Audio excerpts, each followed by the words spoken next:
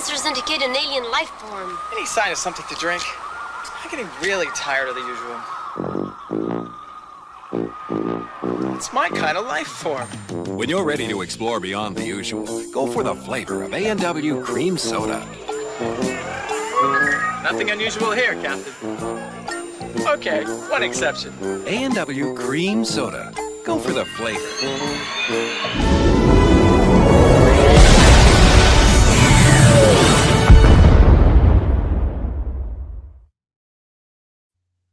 That ad was brought to you by Fantastic Weed. I remember that ad. That was, I believe, Canadian. That ad is more legitimate Star Trek than what we're going to be talking about today. They all are. We have to put that as a disclaimer across the bottom of every single screen. From here on in. It does lead into a very interesting question. Is there weed on Riser?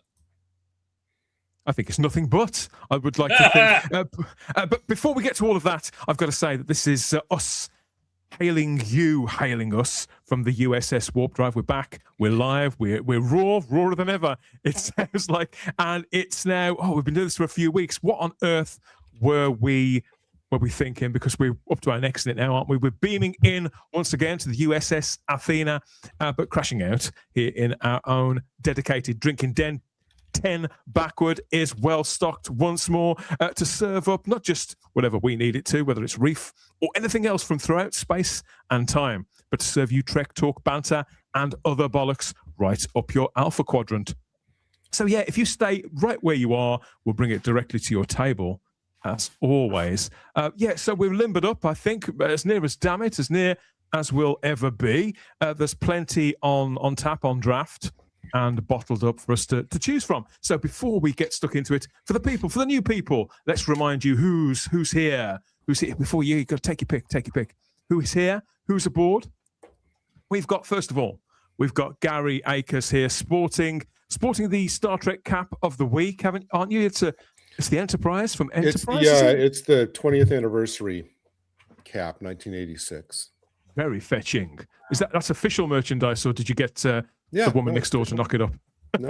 1986 was a great year for Star Trek. Well, the year that movie right there was out, which was one of my favorites. One of the best. Those poor whales. We're joined by the Rabbi from another planet here as well, in a red shirt. Hopefully that doesn't mean you're going to get picked off.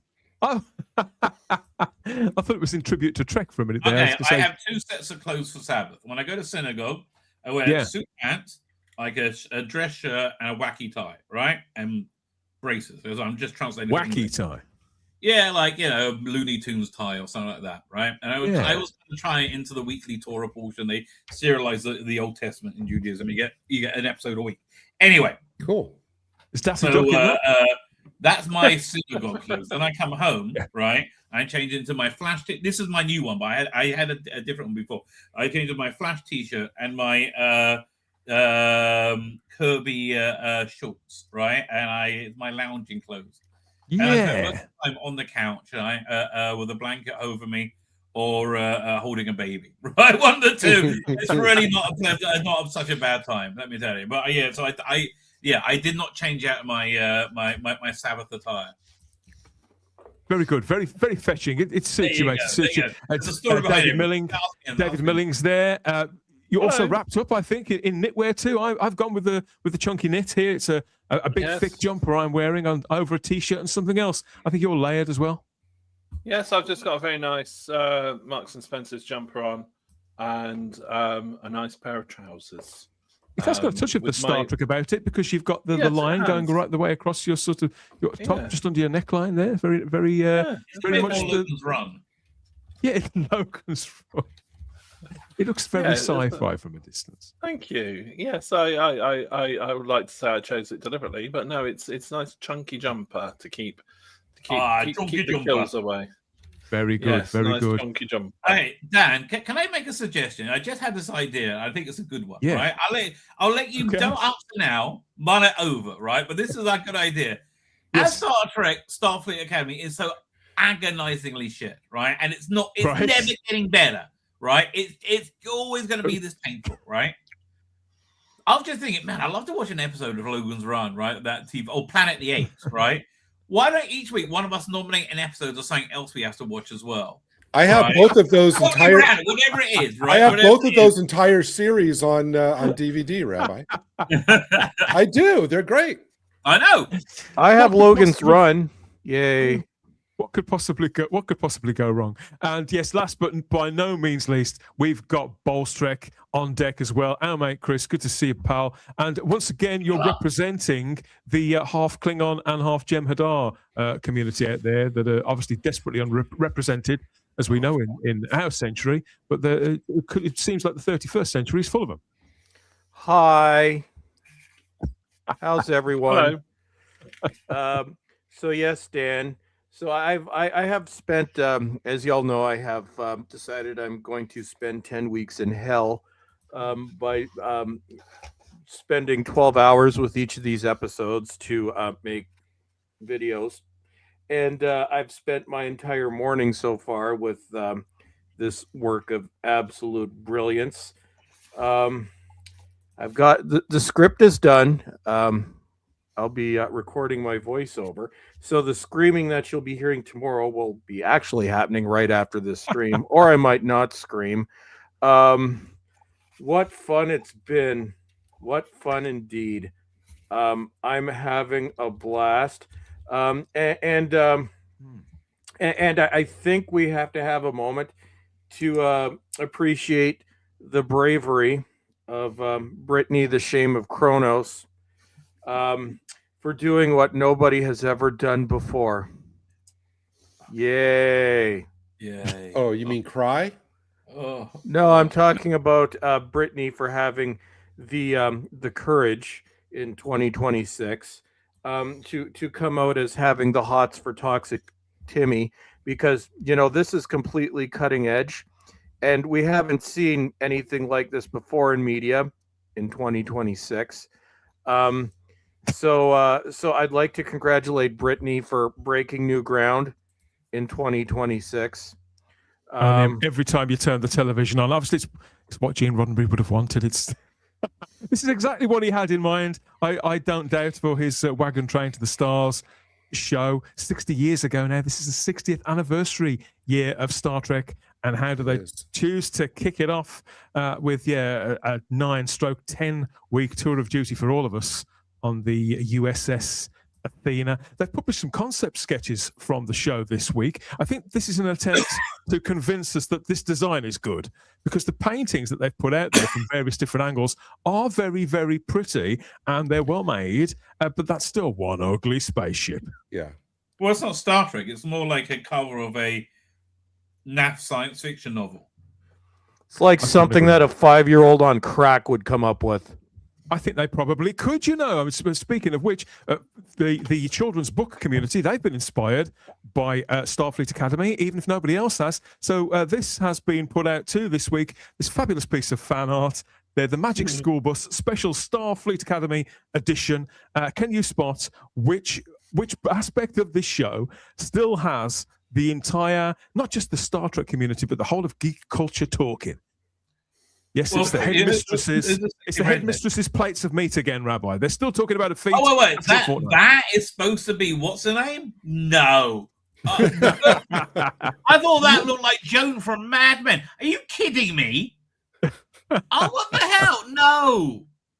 Yeah, okay, that cartoon figure is not repellent, right? This was all her acting choice, isn't it? What's the name again? Holly Hunter. Holly Hunter. I kept having Holly Hunter. Like, this is all her acting choices.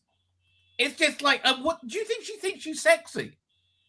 I don't know. I don't think she's playing it like that. No, I don't. I think somebody told her that she was sexy maybe in 87, 88, and she may have sort of clung onto that a little. She was, I can't remember. Broadcast news. But she's got she's tiny. She has no presence whatsoever. Yeah. I got a question. Why are there two Genesises, or is this something that's going to come in the future? Literally. Maybe one of them's the Betazet chip. No. She's over there on the left. There are two Genesi. Is that? Yeah, I don't think all these characters, Chris, are from the show. I think there's like books. If this was a real book, books like this have like normal kids with the characters of whoever they're interacting with. So I think all those kids are not supposed to be from the show. Well, one of them is. Well, we've got. Let's go left to right. I mean, the twins and the two on the left. Well, we can sort of vaguely. Oh no, they are. That's the left to right. You've got Cootie Pants Dylan. You've got the Degenerate. You've got Brittany, the Shame of Kronos. On top, you have Mumbles. On the then for some reason there's a twin of Girl Boss Genesis, and then on the side you have Toxic Timmy.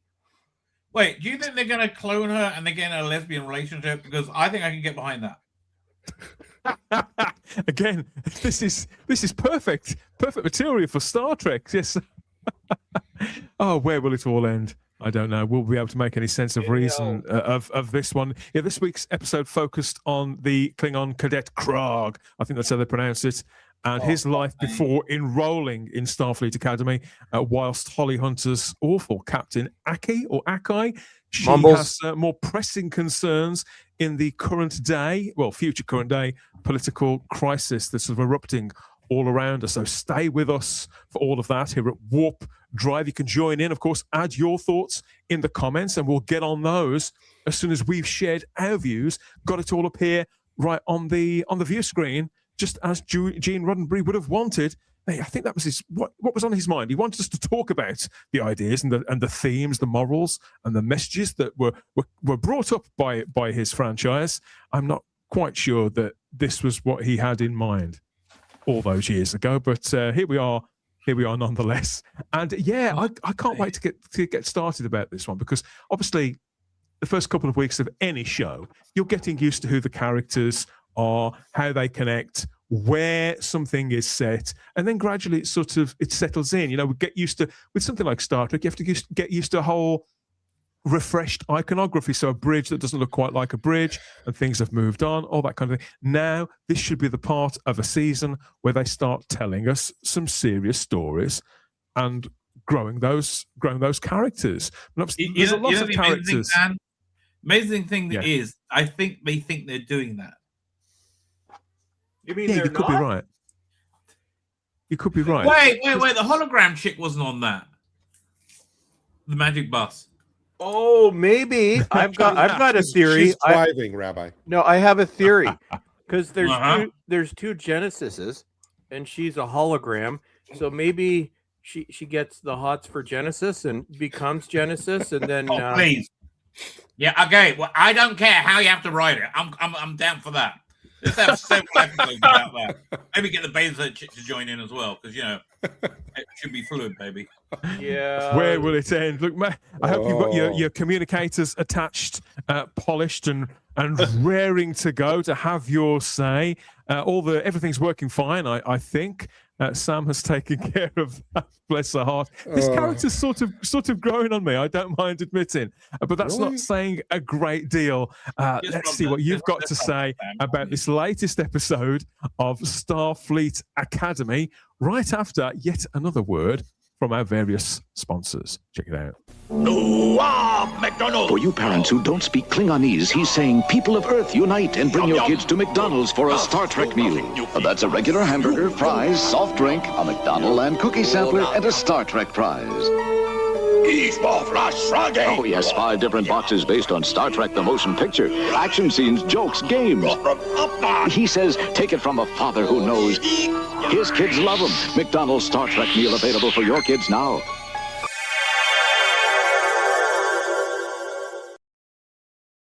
That's awesome. So we're here, we're clear, and we're raring to go. This is the 4th episode of a first season of 10, all taking place at Starfleet Academy. Yeah, this is something that we've been speculating about for 40 years. You mentioned Star Trek 4 earlier on. One of the original ideas for a 5th Star Trek movie was to take place at Starfleet Academy. Little did they know that all these decades on, that's exactly where we'd be. Obviously, Starfleet Academy has been talked about for a really long time, but this particular series has only been in production for just over a year. They're filming the 2nd season right now. Unbelievably, all to go upon Paramount on Paramount Plus. Yeah, which is kind of, it's got that feeling, hasn't it, of content rather than television. They keep doing sort of cute things or things that they think are cute, like turning the caption at the start, Klingon from a CBS Studios production. You know, I don't get. So yeah, it's very clever when you do it on social media. I think it looks a bit shit when you do it in an actual show. But you know, maybe I'm just an old fuddy-duddy. I don't know. But that was what introduced episode 4, Vox in Excelso, believe it or not. Now, I knew this was going to be a lot of pretentious bollocks. This is translated from Latin as a voice on high, believe it or not. They should have just called it a voice on high. Then I might have remembered it, you know. But this has been written by Gaia Violo and Eric Anthony Glover and directed by Doug Arianakovsky. There you go. I think I got that right, Doug. I'll just... the plot went something like this. When an existential crisis threatens to wipe out a beloved but infamous species, a cadet is forced to confront his past and strained relationship with his own family. As he pursues an unexpected method of coping, Captain Nala races against time to save the Klingon species from extinction. God, that actually sounds full of pathos and excitement and heritage. Where do you think they went wrong this week then, Gary? You start. Well, first of all, I've got to say that I think a better title for this episode would be Jaden Has Two Daddies. That would have been good all around. This episode justified my decision last week that the best way to watch this show is view it as a comedy. And this fell right into it.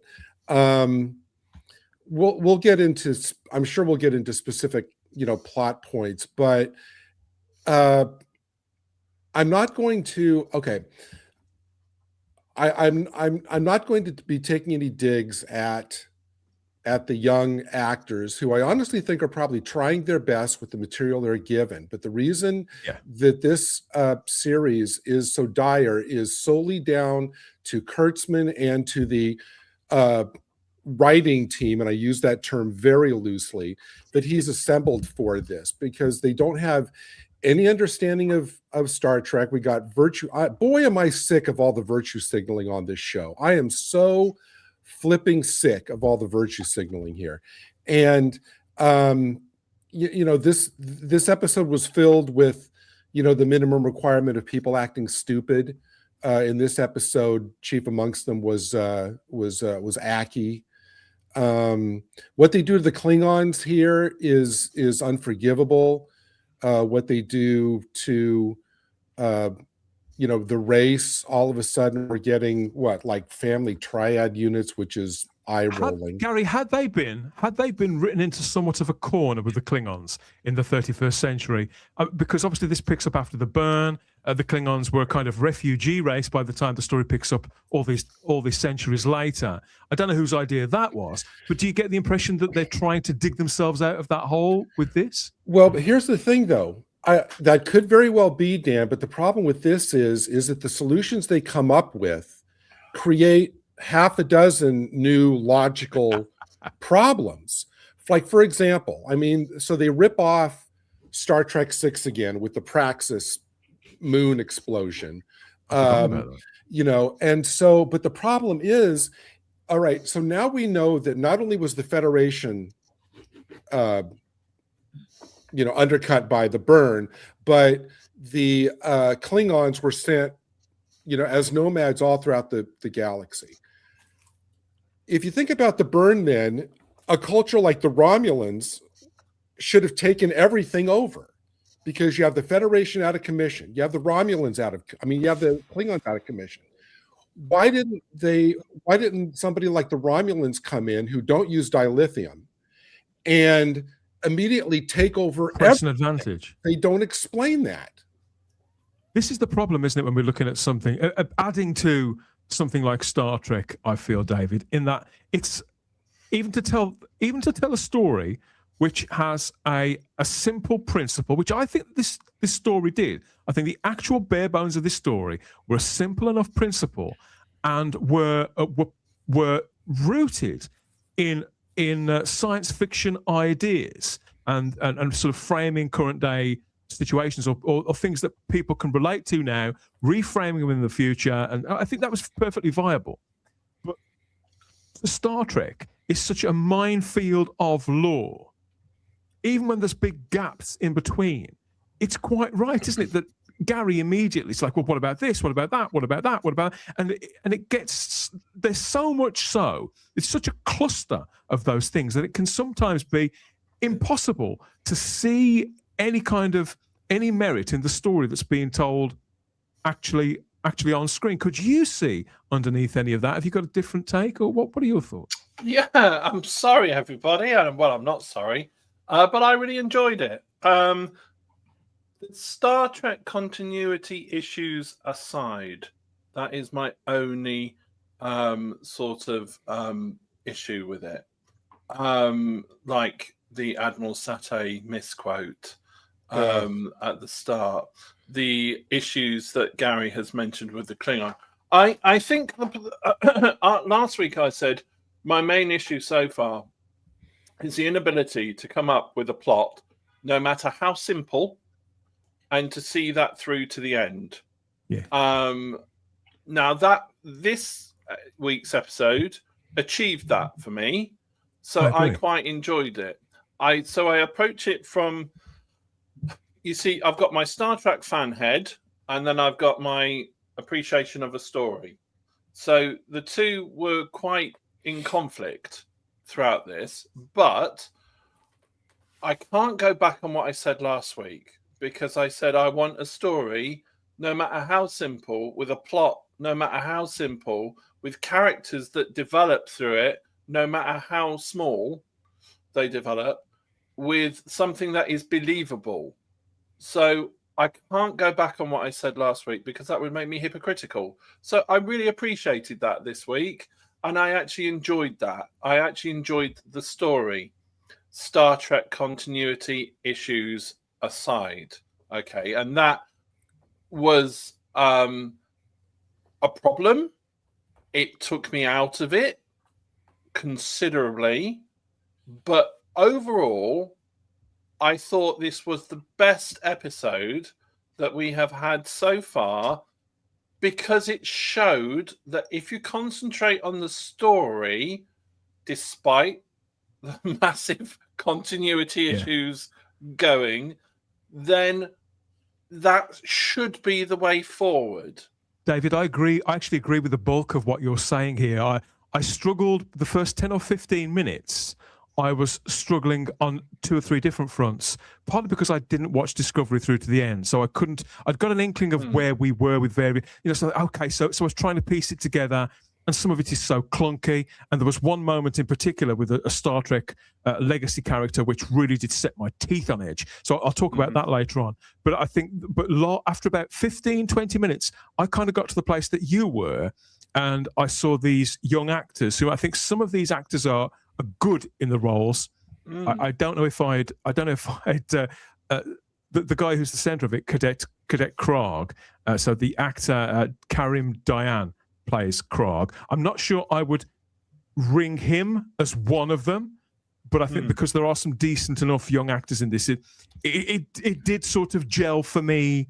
It did gel for me too, with those same reservations. So you're not alone to some degree. And by the end of this, because this lasts nearly a full hour, I had twiddled my thumbs a little. I think there's a lot of there's a lot of fat. I think it's undisciplined, because like Gary said, I don't think they simply haven't got the writers on this show, and they don't know their craft.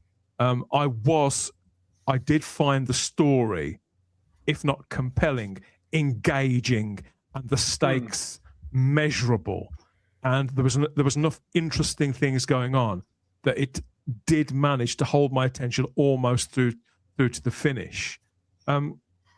Rabbi, what are your thoughts? I mean, David and Gary got two pretty different takes there. What are your thoughts on this one? Well, I have good news for you. Do you love Star Trek? Do you love a bit of Star Trek? Good news, right? Are you into SMM, right? Are you into like Marks and Spencers? Are you? Sausage and mash.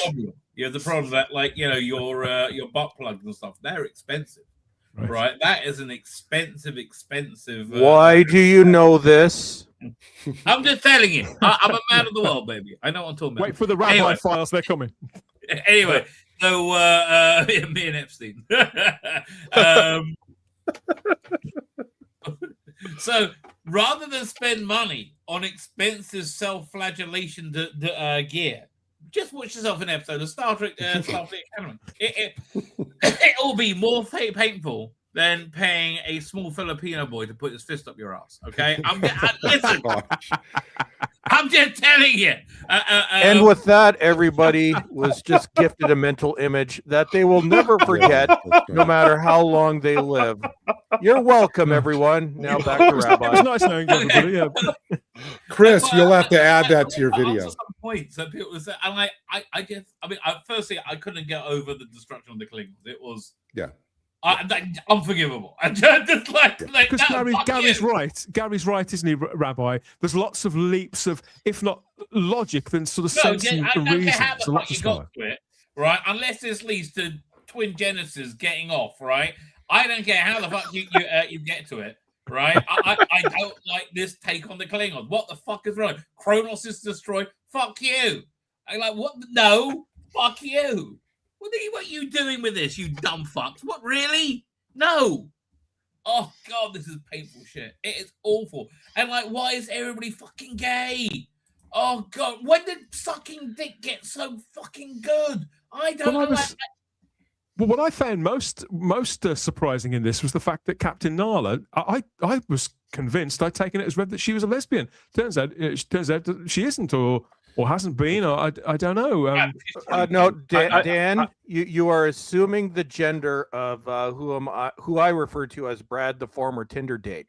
You just made the assumption that that's a dude.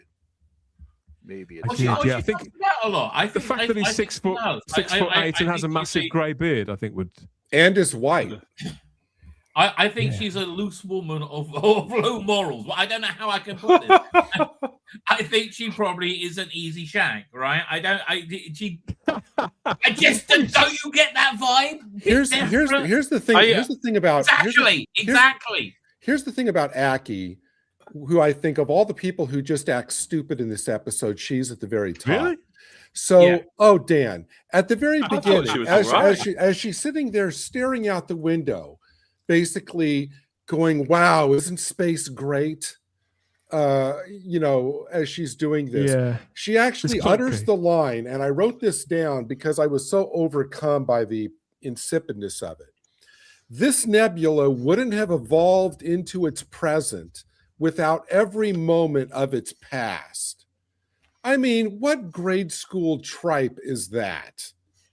I mean, seriously, is that what these writers think of as like Star Trek grand thinking? I'm sure it is. Yes. I'm sure they think that that's like Star Trek grandiose language. No, it's just stupid. And I know we're skipping ahead, but I've got to say this now. So she has the Klingon boyfriend. She's 400 years old. She has the Klingon boyfriend, right? So the minute, which about halfway through, fine, good actor, good character. I like this character. So this is about halfway through the episode, and he basically says, "Look, we can't take your charity. The only Klingons will only take something if they can conquer it." Right there, 30 minutes in, the solution to this whole thing is blindingly clear. And yet she doesn't pick up on it. She has to leave it to Brittany. Chris, what's his name? Klingon?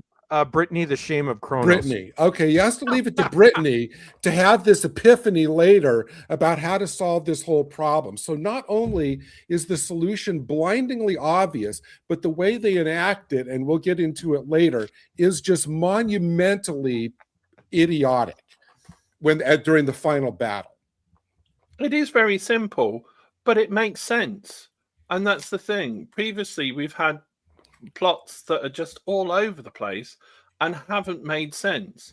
So at least it makes sense. And that's my point. No, I agree. I think the plot makes sense, even if the story, how we get there, sometimes doesn't. Yeah, and what I was arguing for last week is something that makes sense, and we had something that makes sense. Okay, it was pretty. I'll caveat it with the fact that it was pretty basic and quite alarmingly obvious. It's like finding out who done it halfway through a novel. If you're you're waiting for it to be in the last chapter, but at least it made sense, even if it was basic. No, I'm not saying, David. I think we've got two or three. I think we've got two or three. We've got two or three tropes. We've got two. We've got two or three tropes here wrapped inside one another. We've got a rites of passage story, a kind of courtroom drama, and then you've got that kind of the Star Trek trope of it's Klingon week, which I used to love that on Deep Space Nine and Voyager and TNG and things like that. Every now and again, throw us one in. So it did feel a little bit old school in that respect, and I did appreciate that. But it's also got that thing that all of New Trek seems to have, in that it can veer between scene for scene, looking incredibly expensive and glossy and cinematic, and looking like the cheapest show on TV with the following scene. It's the strangest experience watching an episode of this show. Well, I'm not saying that to David's point, I'm not saying, David, that because of but that solutions that are simple, are pointless. It's fine to have a simple solution to the problem of the week, but you don't present that simple solution, the simple obvious solution, to, in this case, the captain, and have her blindingly just ignorant of, she should have gone, oh, of course, I know exactly what we should do now. But no, it's just, and I was sitting there going, oh, here's what you do. You manufacture a conflict with the Klingons to where they can win the planet. Done. Problem solved. And then it just becomes about the mechanics of implementing that. But the fact that nobody got that, they spoon feed it to us, but nobody gets it, is just. And one last thing, and then for the moment, then I want to throw it to basically, I guess, all of you guys, but Dave and Dan, they liked what they did with the Klingons. Explain to me. No, I wouldn't say that. No. I mean, somebody can explain to me what giving the Klingons or Jaden's family this triad setup of the two dads and the mom. What did that add to the story other than being virtue signaling? I mean, in terms of the development of the story. Have I missed something? Have I missed something? One of them's his brother. The brother dies, but it's a triad family of the two dads and the mom. There's a second dad. There is a further. There's an additional character. You see, I just assumed. Does he refer to him as his father, as his dad? Yes, he calls themselves. It's a triad family unit. Two dads and a mom. I'll hold my hands up. That's evidently one of the aspects of it that I missed. I just assumed I may have missed that. I just assumed, Chris, that it was the House of Krog, and that he was a cousin or somebody's husband's wife. That he was part of their family, part of their house, and that what remains of that house was there. So no, I totally missed that, Gary. Chris, what are your thoughts in a nutshell with this? Because obviously, Klingon episodes are standard Star Trek in some respects. I think it's brave of them to try and do one. And the central story, take a young man who's full of doubt, who's got a degree of trauma in his recent past, who kind of misses his family and is unsure of his current circumstances and even the people around him, and to unpeel that a little, that's a standard human interest story, and yet arguably it doesn't really come together, does it? I mean, is it possible to rip that out of the center of this and look at it on its own merits, or is it so stapled into Star Trek lore and so bogged down with poor creative choices that this really doesn't cut the mustard either? What are your thoughts? Hi. I didn't like this. No. Yeah. So the Klingons are basically now Somalis in Minnesota. That's nice. They're refugees. They're almost extinct. That's wonderful. The Federation has to. Do they really think that nobody's going to see through their trick? Well, they didn't even think that far ahead. I like that Brittany is exploring his sexuality. I like that Mumbles was able to rekindle the fire with Brad, the former Tinder date. And I enjoyed the addition of Brittany's sister, who we shall refer to as Muffy, the sister of Brittany, the shame of Kronos. So that was nice. Wait, who? Muffy. Did he have a sister? I think he means the brother that died. I think he's a sister. He's a sister. Okay. Well, we don't know. I've been told I can't assume. Okay, the brother's sister. Well, we'll just refer to it as Muffy. They them. Okay, so Muffy was not a very good Klingon. Brittany was a terrible Klingon. Brittany's parents were very ashamed of Brittany, but then they may not have been. Worf is turning in his grave. So we all need to take a moment for Worf, you poor bastard. Even B'Elanna, even though I hate Voyager, yeah, we're so sorry that they did this to you. Yeah, that poor bastard. He is not happy. Brittany, Brittany doesn't eat meat. He won't even eat pepperonis on pizza. He's such a wussy, he can't even debate without almost passing out. That's nice. Girl boss Genesis and the Degenerate wanted to be the ones to speak for Brittany because that's the only way that they can prove that they are better than everyone else. I don't know if that was done intentionally or not. I don't think it was. We're just looking at the thoughts of these people. What else? Oh, yes. And I would like to thank the writers of this show and the director for not showing what happened between Mumbles and Tinder date Brad that evening, because we would never get that out of our heads. So thank you. Are you talking about that, Chris, where they do that?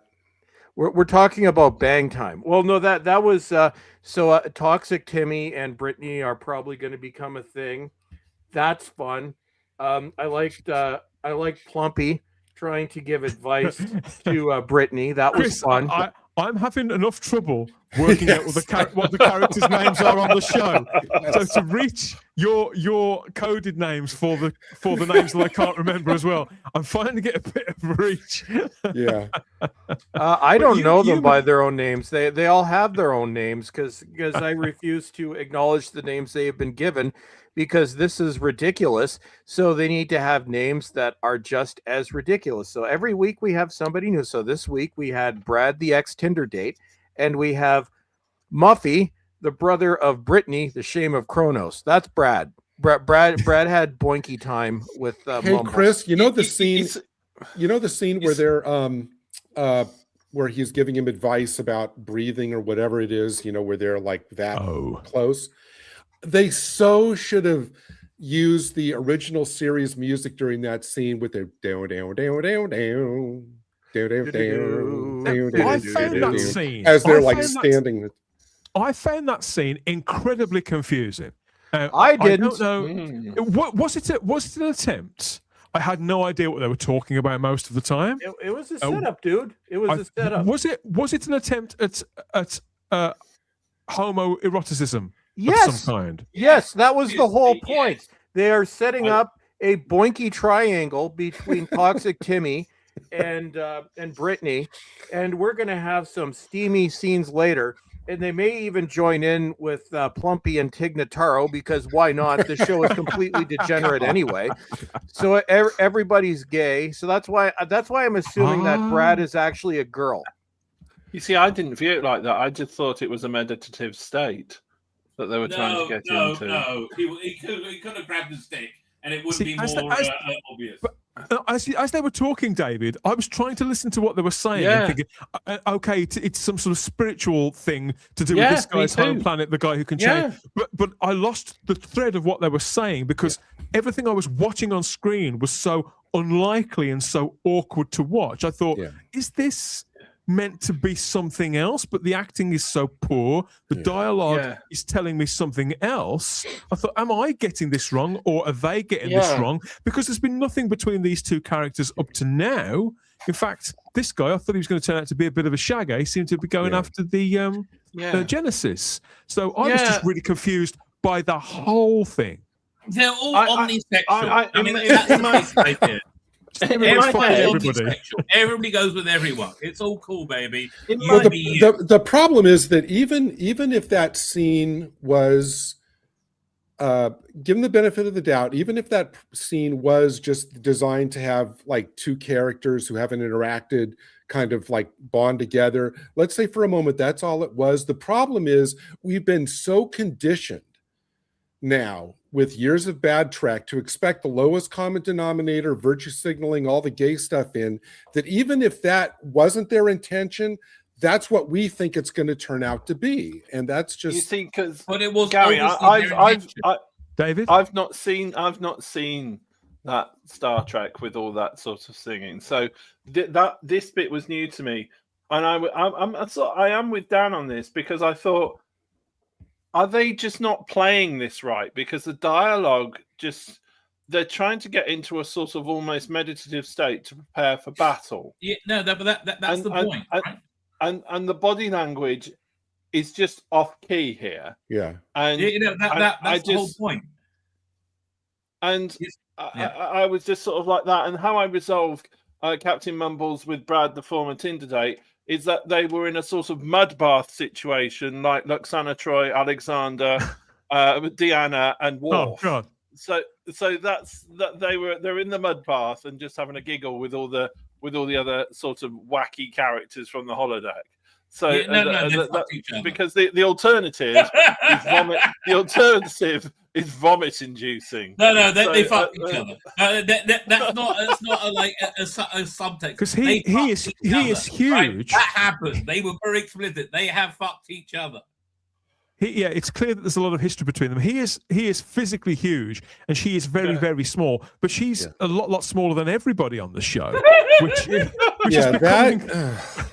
God. You know what? I can't.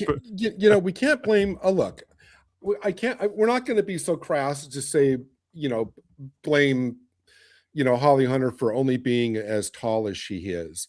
But problems with scene like this and the scene where she's standing with her Klingon boyfriend, who's got to be a good 2 feet higher than she is, you just can't take those scenes seriously. It's not her fault. She can't help how tall she is.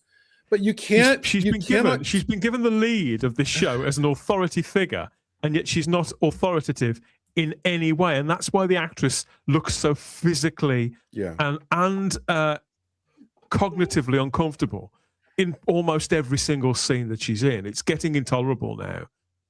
Has she had any kicking ass scenes? No. I bet that's coming. I bet she's taking on 5 Klingons. Should be kicking them in the back of the calves. It should exactly. To conclude an earlier point from about 10 minutes ago, I dug out the transcript from this episode, Dan. Here's the couple of lines between Mir and Jaden when they're eating. He says, entrails stew, that is warrior stew. Only those who have served their house in battle can taste it. My fathers and mother taught me better than that. Mir says, you grew up with 3 parents, a triad house. So there you go. Oh. I must have. I completely misunderstood that. When he said fathers, I thought it was like elders, the fathers. Yeah, that used to be a Worf and everybody talk about.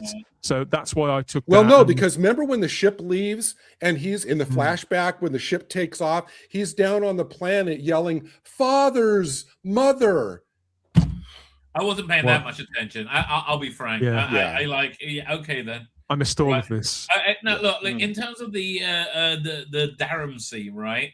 The reason it was scripted like that, right? Their body language was written into the script to be that, right? There was a subtle "Hi, I'm up for it if you are" sort of thing, right? It was kind of, they thought they were dancing around it, but they don't have the skill to do that type of writing. No. But it was intentionally meant to be that Dan was like, you know, yeah, we can fuck each other right now if you like, right? That's really what it was meant to say. Sorry, is Durham Toxic Timmy? No, he's or maybe I don't fucking know. No, Darren is the preppy could kid. be a fish person that goes outside the. That's Toxic Darren's Timmy. the preppy kid. The preppy kid is Toxic Timmy. Good. Yeah, that's how I know him by. Toxic Timmy from Planet Jerkface. Right. Yeah. I want to acknowledge something though. I do feel that if this series has a strength, and you asked me a question, I think week 1, Gary, if you could sort of fix one thing about the show, what would it be? One component part, and I still believe if you removed Holly Hunter, this show would be considerably better. I think she's the main weak link, strangely. Yeah. But I do want to say how good I think the guy who plays Caleb is. I agree. He's not bad. They've chosen a young, charismatic Lee. He's a classic kind of young heroic figure, who I think, just like the guy who played Picard's son in season 3 of Picard, you think this is the kind of lead man that a modern Star Trek show should probably have. He's very physically capable, but he's a decent actor. He can show different layers to the character. In one scene, the character can be quite unlikable, and yet he's kind of lovable at the same time. I think he's a genuine find for this show. Yeah. And so I think they've chosen very well there. I also think the girl who plays Genesis, it's a character I'm still not sure of, but she's consistently good too. And so is, I hate to say this, I may be an outlier here. I also think the girl playing Sam, the hologram girl, is fantastic. Nope. So the three of them, I think they're all consistently good. Even when the writing isn't there, they are consistently good all the time in their component parts. But everybody else, particularly the guy playing Krog, he really tried with this, because this was a gift of a script for a young actor like this. I think that's how it would have been sold to him. But it was sort of what was being asked of him was kind of too big, because it's not written very well, because characters kind of speak rather than talk. No one has a proper conversation. It's not, the equipment's just not there. The tools aren't there. And the character is also not very well thought through either. I think if he wasn't a Klingon, if it was some sort of alien race we'd never met before, or a less developed race in the history of Star Trek, we probably wouldn't have so many obstructions between us and the performance. But I did sort of feel for him in this, because I felt he was a little at sea in selling the drama. Because I agree with David. I think the core principle of this story is clean enough, and I think I struggle to label it as being Star Trek enough. But I think it is sci-fi enough, and this could have been excellent with a lot more discipline and some far better acting, and probably another 2 or 3 drafts of the script. It probably could have been quite good and quite memorable. It comes back to your point, Dan, about have they backed themselves into a corner too much? And I would say that with the burn and things like that, and I would say that they have, because essentially with the continuity that or the boundaries that they've set themselves, or the constraints is probably a better term. They've put the constraints too much, so they're almost like trying to write with one hand behind their back to try and. Well, imagine David being in a writer's room for a show like this, and they say, "Okay, what stories do we want to tell this season?" And they'd say, "So, okay, we've got story A, B, C, D, and E." And somebody will pipe up, "Oh, well, we can't do C because of something that was done on that episode." And it'd be, "Oh, you can see so many barriers between them and decent storytelling." And that would be if they were good writers, seasoned writers, they'd probably be able to get around that, get through it somehow. But because they're not, then it all feels so clunky, and that's the main problem with 21st century Star Trek writ large. And I think that's the problem. They've given themselves too many constraints. So when they get new writers in, it's a case of, rather than the Star Trek Bible that Rick Berman used to give people, it's a case, this is what you need to be aware of. It's all right, so you can do stuff around this. It's become, I would suggest, what you can't do. So no, you can't do this. So it's a lot easier to be given a briefing book as to the stuff what you can do, because that's more of a positive mindset. But this feels that they've been given a almost like a briefing document as to what you can't do. So, oh well, I can't do this, so I can't do that, I can't do this, I can't do that, and then that's so that's why they're almost writing with one, or even probably one, one arm behind their back. And without that constraint, David, and with less runtime, and without all these extraneous parts and the extra sort of Klingon story too, this could have been in potentially like TOS's episode Court Martial or The Measure of a Man. This could have been very, very memorable had it been cleaner and more sighted on its actual target. But they try and do so many things with it, and it all ends up kind of falling rather to pieces. It could have been great. It couldn't have been great had it not been completely shit, right? It's just sadly, right? Unfortunately, it's still completely shit. I mean, in my opinion, obviously. Okay, the writers' room. This is what the writers' room look like. It's a bunch of loser political activists, right? Who all have the same extremist mindset. Who have skimmed Star Trek on Wikipedia, right? Or like, oh, that's what the Jem'Hadar, and they look at pictures like, yeah, half Jem'Hadar, half Klingon. Yeah, they don't give a shit about anything. They're like, it's the first century. It could be anything now. We don't give a shit. We don't give a shit. They do not give a shit about anything. And that's why, it's a bunch of YA writers, right? It's shit. Oh, I hate every second of it. Man.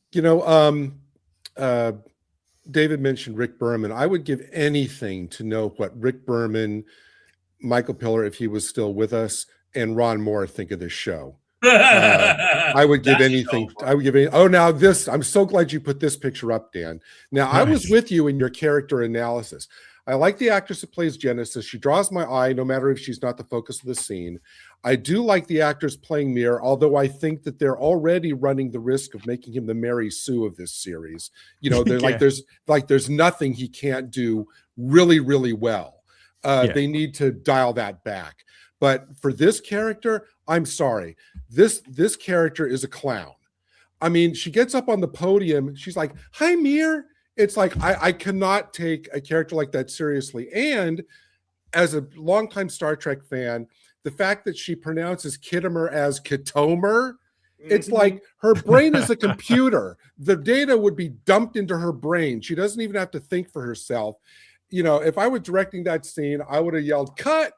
drawn around to the side. It's like, dear, it's Kittimer. Again, the character has been ill-conceived, hasn't it? She's a mass of contradictions, and I do think this young actress is doing her best again with shitty material. I mean, it's one thing after another, but I just find her earnestness appealing on some sort, in a fatherly kind of way. That's the only thing I could put it down to. Somebody, I want to bring this up now because I want to get all of your opinions. Somebody in the chat brought up a very good question. How many people exactly are supposed to be at this academy? Because the scene for the debate thing, there's only about maybe 15 or 16. It's like, wait a minute, why wouldn't every academy member be eligible to be in this? Because for the crowd scenes, it doesn't seem like there's enough students there. You know what I mean? It's like, shouldn't there be a lot more students here? Well, if you remember in episode don't ask such questions. In episode such 1, questions there was hundreds of them. Whether there was a load of extras or whether there were CGI people, I don't know. But you're quite right. The amount of students, it seems, they're actually bothered to turn up for lectures. Hey, that's true. That's what university is like. So can we talk about the guy with the glasses? Can we talk about the Eddie Deason type character cadet with the glasses who was sitting there that the doctor was talking to? Okay. Well, I think we should talk about that whole scene with him and the doctor. Okay, how that all played out, because that was the bit really that annoyed me ferociously. We've got Robert Picardo, an actor I've always liked, always respected, a genuine Star Trek legend, out running heavy defense for the show on social media, and really being quite adversarial and holier than thou. Quite. I was going to say being arrogant. a twat. Yeah, he's making an ass of himself all over X in particular, running defense for the show. It's one thing to stand up for your colleagues, but he really is making a fool of himself now. So you've got all that going on, and he is consistently good in this.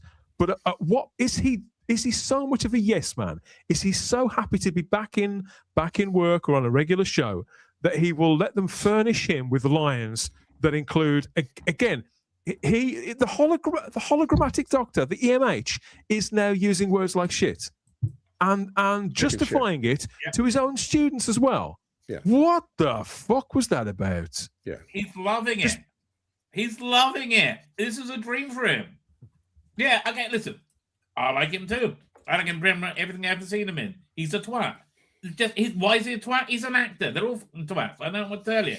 That whole scene, though, Rabbi, that whole scene was written as if the people in the writers' room just thought, wouldn't it be funny? Wouldn't it be cheeky? Yeah. Or what will the fans say if we make the EMH? No, they don't think about the fans. They don't think it's just they're writing whatever bullshit comes out their idiot minds. And Dan, Dan and Rabbi, that the writers' room took themselves out to lunch because they were so self-congratulatory that they included the term master debater in this episode. Oh, God. Just nauseating. I love a knob gag as much as anyone. They had more discipline and made it into a better story. They should have merged the Darum and the Caleb storylines. That actually would have. See, lines like that make me dislike the character of Caleb, and the fact that he's this amazing, he can debate, he can build doesn't things, make he can sense. fight. Whereas with Darum, who's an overachiever, Dan, when you heard that term, I'm not trying to be pretentious here. When you heard that term, I didn't hear the character saying that term. I heard the writers inserting that. That's the problem with most. That's the problem with most of these scripts. Virtually all the time, it's like it's the Joss Whedon syndrome. I can only hear the writers the majority of the time, not the characters. And that wasn't the case. Not just on past Star Trek. That wasn't really the case on television before 2003. I don't know what's happened. People cannot get over Joss Whedon. Joss Whedon's got over Joss Whedon. Why can't everybody else?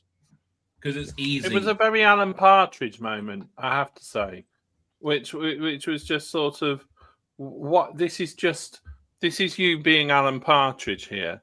This is not you being your character, and it was just what on earth is going on with this scene. It was out of character.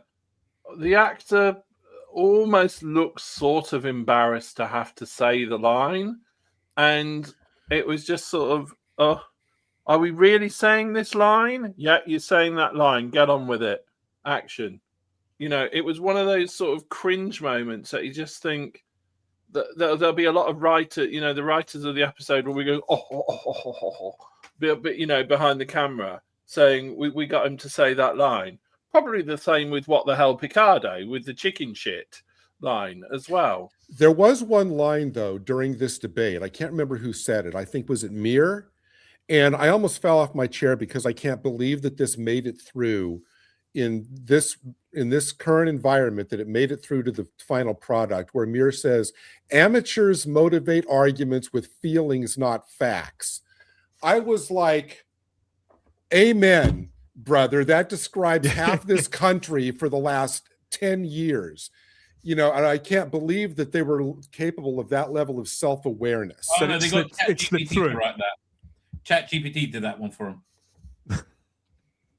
Because that is so true. I want to get a T-shirt that says that. Amateurs motivate arguments with feelings, not facts.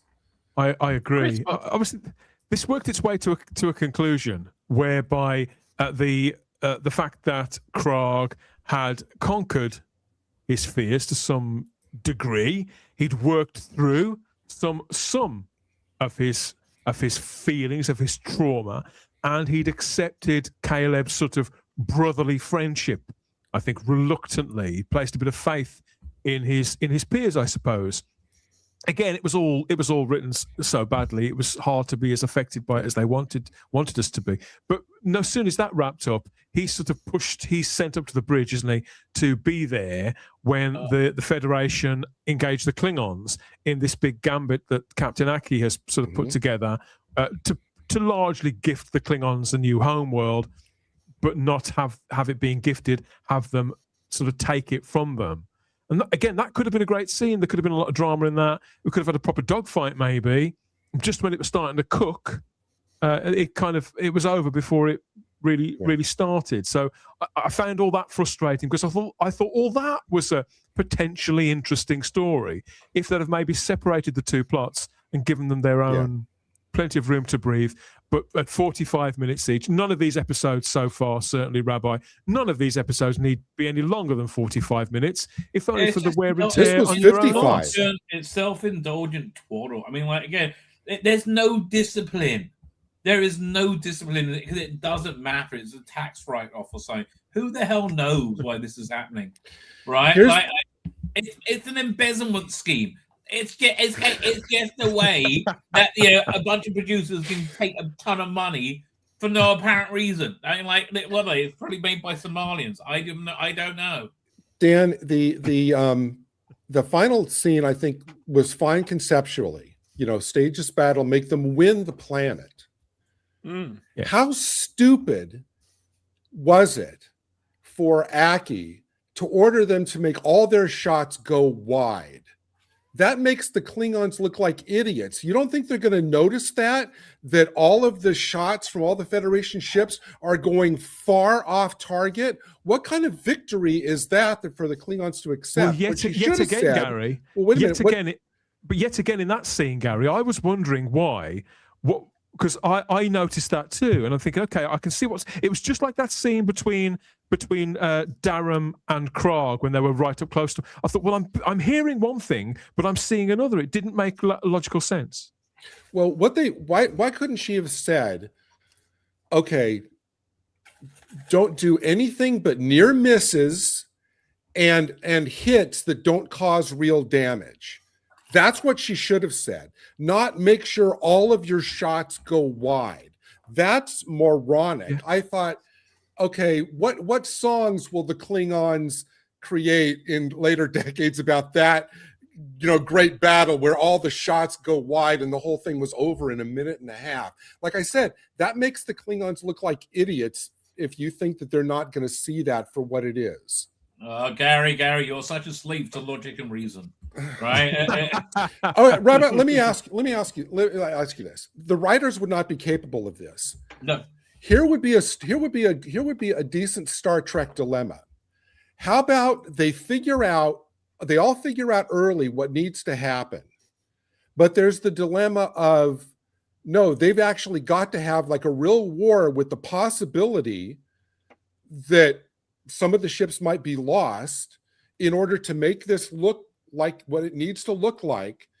They have to come up with could be a real war. It's like how they managed to fake it without anybody being killed. Right. So what if they said, what would be the cost of helping the Klingons without their knowledge win the victory they need to win, which is conquering the planet, but that has to come at a cost. That's a Star Trek dilemma. Yeah. That is a real But they avoid it by saying, and this is shit. Right. It's like what is this kind of victory worth? What cost would be worth helping the Klingons win their planet? That's an interesting episode. Not her saying, "Oh, make all the shots go wide. We don't want to hurt any." Come on. They're just bad at their jobs, dudes. I mean, like, I don't know how to explain this. Yeah, it's just they just don't know how to do their jobs. I find it. I mean, they include at every junction in this as well, so tributes to past Star Trek characters or Star Trek creatives. Did you notice the USS Riker turned up in the scenes with the Klingons there above the planet? What's the point in having a Star Trek show where nothing looks like it belongs in that fictional universe? This could be anything. Apparently. And is that another ship where the like nacelles aren't actually attached? Yeah, that to the was ship? a discovery thing that they didn't actually explain because they're idiots. You know, Dan, what would have happened on what they should have said on the USS Riker, they should have said, well, on the USS Rikers, nobody's actually allowed to sit down the normal way. They've all got to throw their legs over the back of the chair. I also like how the Klingons. Where does it say Riker? I can't see it say Riker anywhere. No, it's called out on screen, and there's a sort of display. I also like how the Klingons, at the other end of the spectrum, they are still using the same supply ships that they were using 800 years earlier. For the ships from Deep Space Nine are still in service, according to this. Looks way better, doesn't it? Yeah, so it's all very, very strange. Starfleet. Yeah, yeah. Well, although the Klingons are a much older race than the humans, I believe, so that would explain it. I tell you, I wouldn't. Why like does cleaning Holly up- Hunter say Kapla? Why I not? don't know. Why does she do anything? I mean, adding to Klingon mythos, in many respects, I think, well, why bother? Why not create a new race? Why not accept the fact that the people who've tried writing this in the recent past have given you all these different problems, and just go and do something else for the sake of Michael Dorn, at least. But they can't seem to help themselves, and I think that's the problem with so many of these episodes. They cannot help themselves, whether it's ideology, whether it's dick jokes, whether it is simply biting off more than they can chew. And I think that this was easily the best episode of the 4 so far, but it has all of the same problems that the others had, and then some.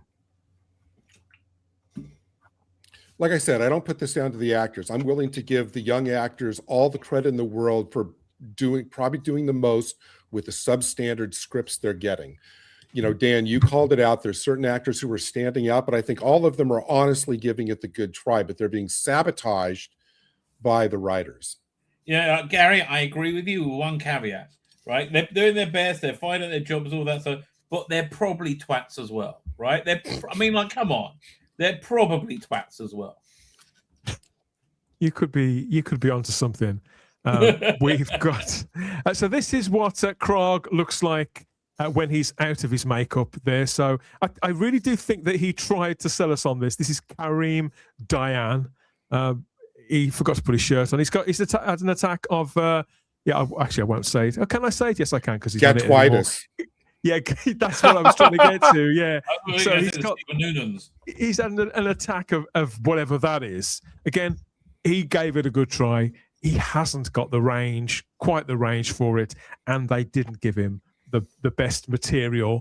It's hard to take this character seriously. His beard is just too well kept, Chris. Those dreads would cost you a fortune if you ever them put in at some sort of designer outlet. Even his jewelry on his ears, I don't know. It just all seems a little bit cosplay to me, to convince me as a Klingon. Maybe there'll be another Klingon episode next season for us to look forward to. I don't know, but for the moment, I agree they have kind of disgraced Kronos. Kind of.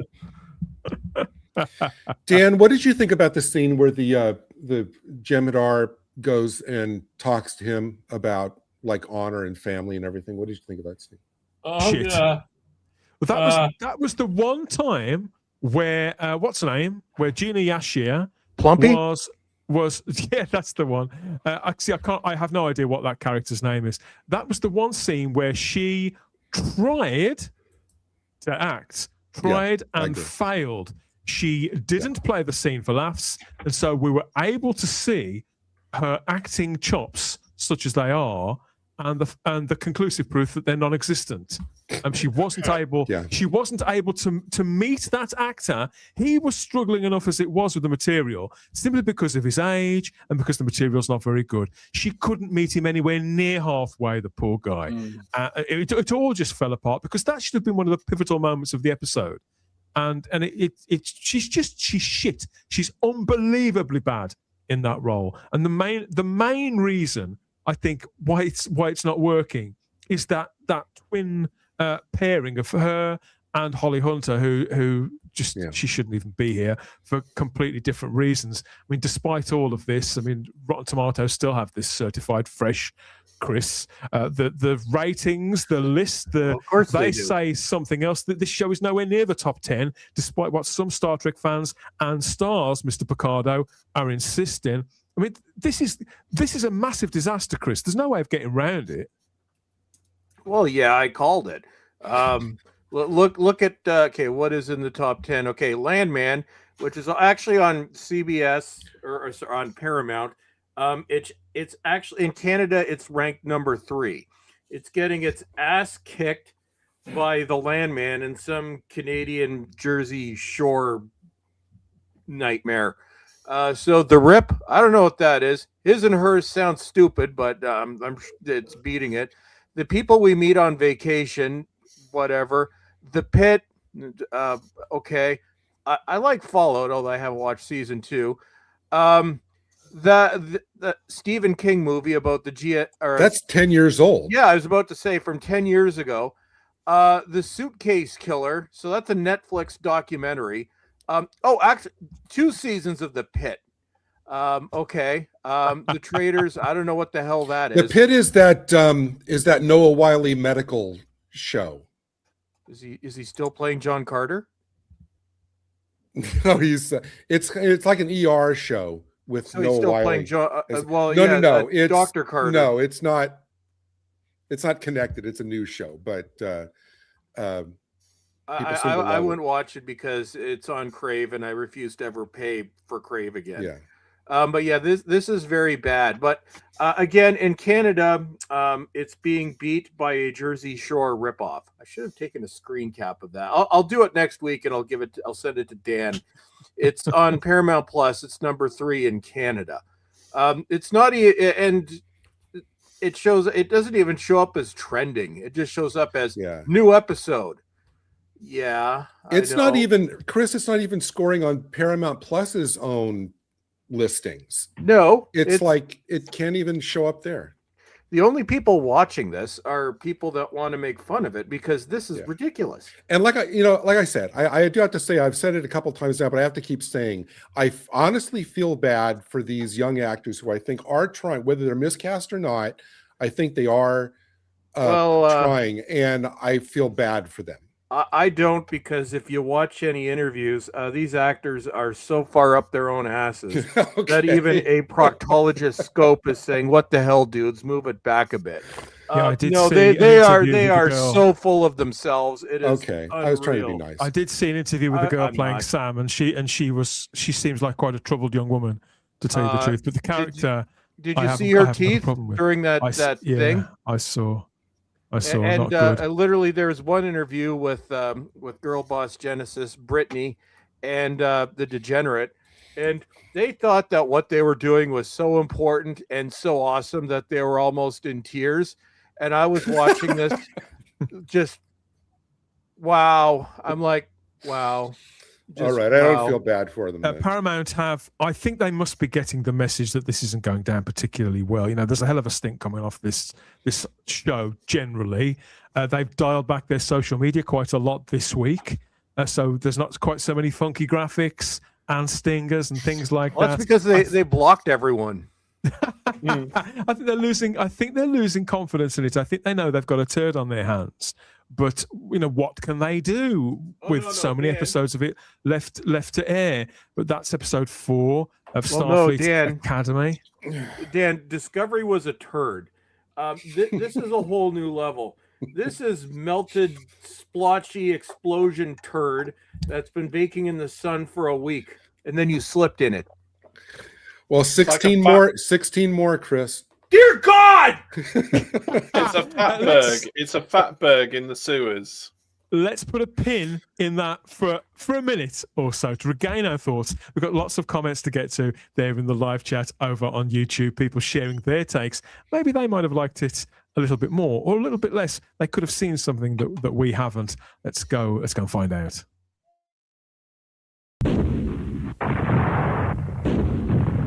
Meteorite storm. Scotty, beam us up. Scotty! Scotty! Don't worry, Captain. It's only a shower. I don't mean to brawly, you Wally! Beam us up! Captain, I haven't got the power. Try, man, try. Power! More power! The man's power, man.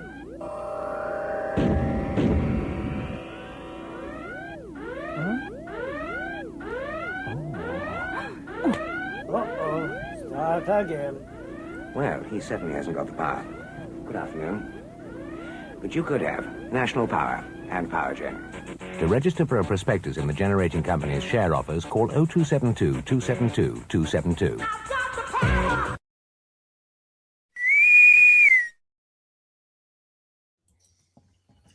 Yeah, time to plot where you are at with Starfleet Academy after 4 episodes.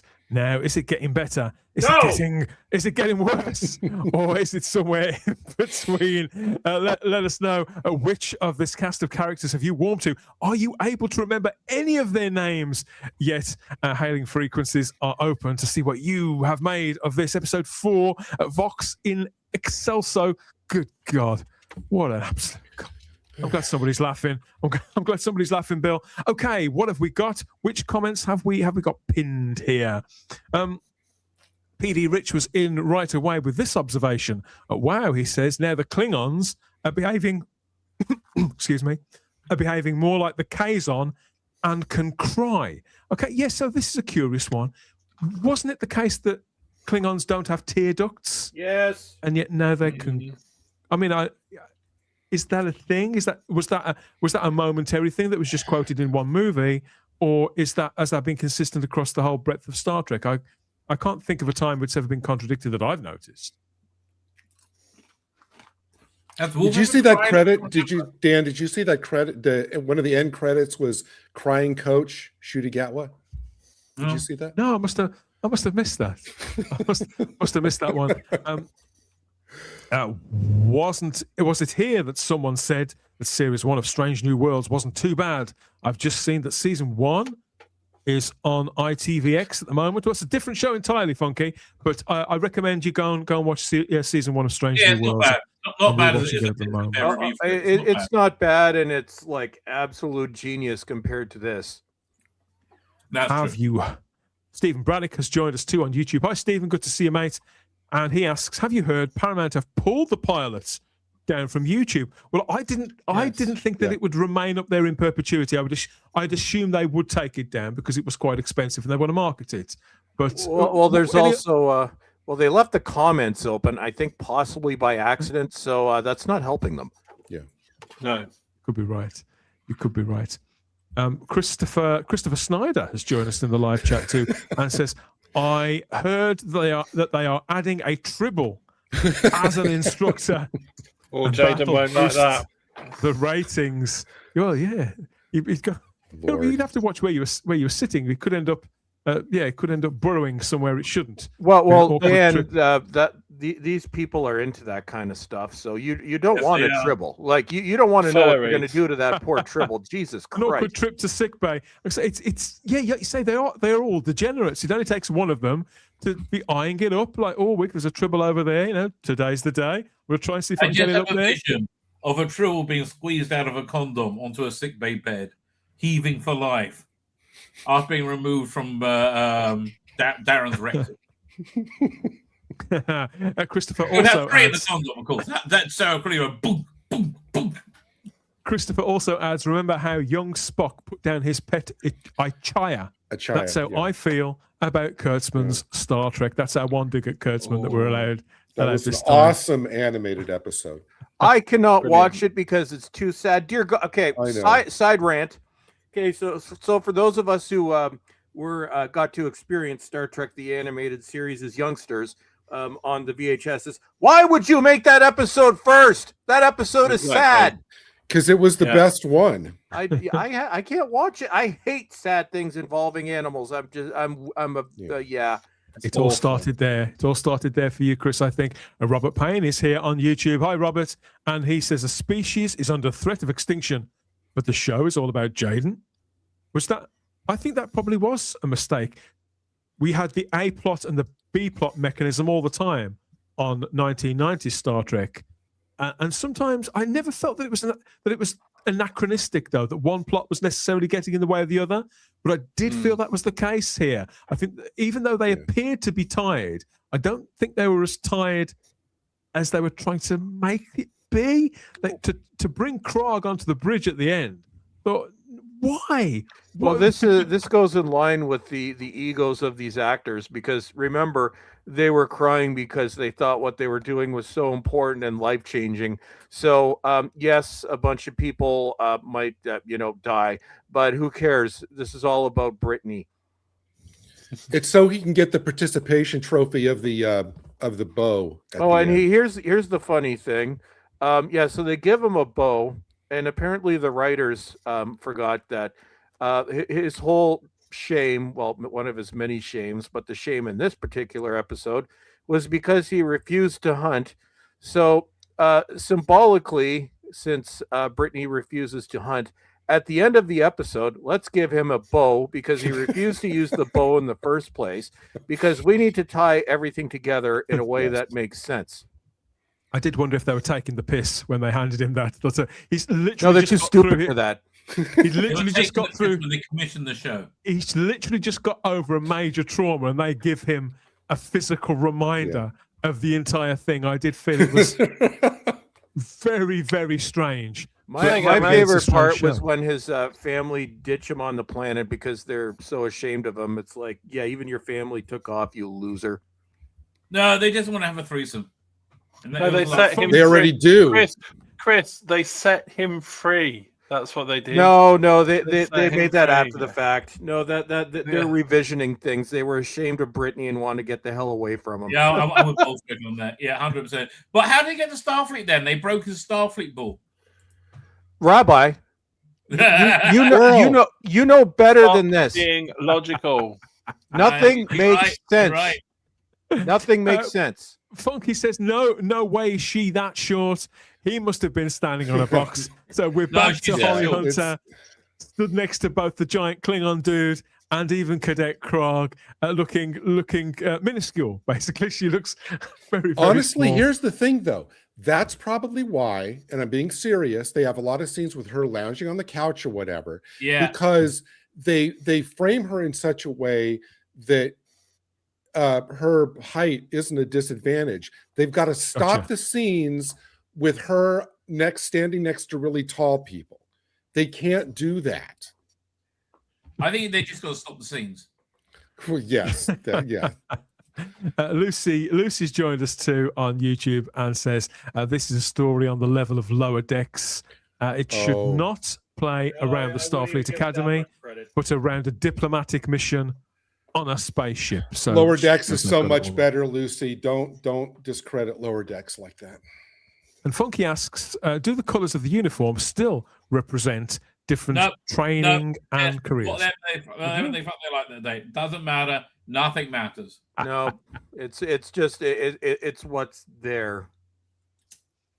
It could be really good if it was just if it would just be a different show with different settings, different characters, and different stories. So basically, something completely different, something that isn't this would be better. I agree, Lucy. Anything that isn't this would be better, because after like years of reviewing terrible things, I think I can honestly say this is one of the worst things I've ever seen, and I've seen some shit. You know how bad this is.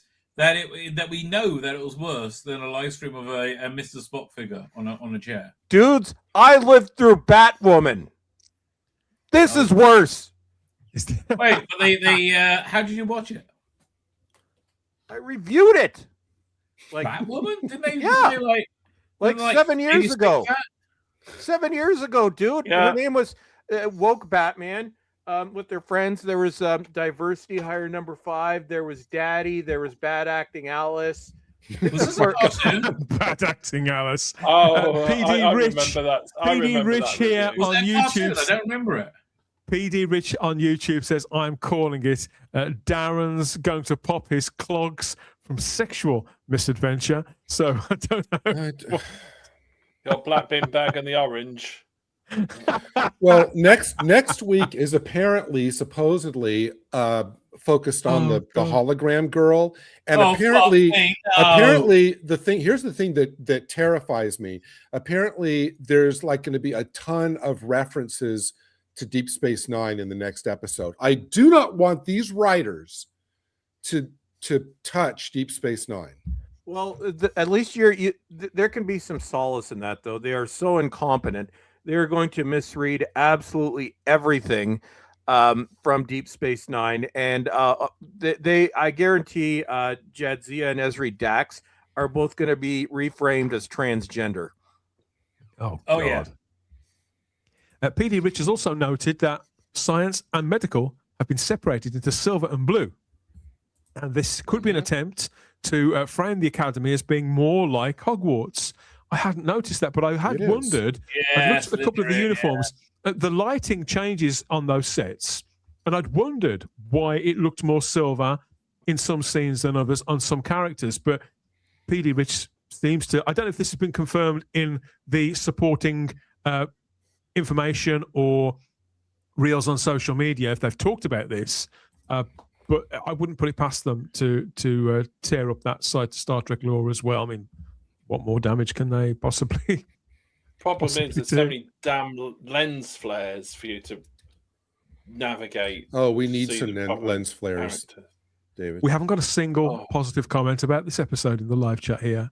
I think I would like Starfleet Academy if I was from the mirror universe, says Christopher Snyder again. That's very good. Well played, well played. Good one, Christopher.